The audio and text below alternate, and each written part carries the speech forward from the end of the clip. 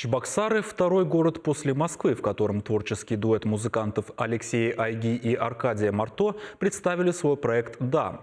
В зале обновленной филармонии состоялась премьера альбома и композиции, специально написанной к концерту.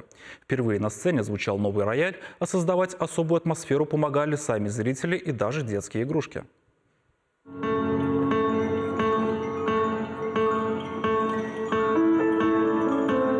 Чем не валяшка, не музыкальный инструмент, она на метроном похожа. Смелым экспериментом со звуками Алексей Айги и Аркадий Марто говорят дружное «да». В октябре прошлого года вышел их одноименный совместный альбом. 13 треков успели записать в 2019 году в первой музыкальной студии Мосфильма.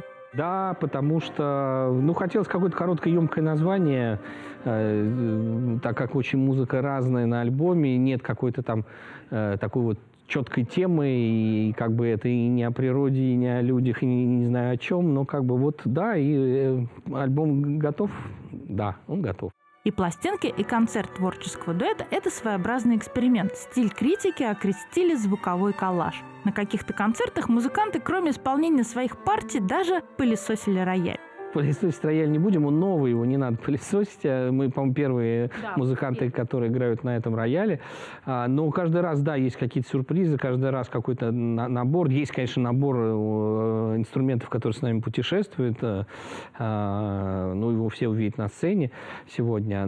Каждый раз есть какая-то новинка, что-нибудь еще мы стараемся сделать.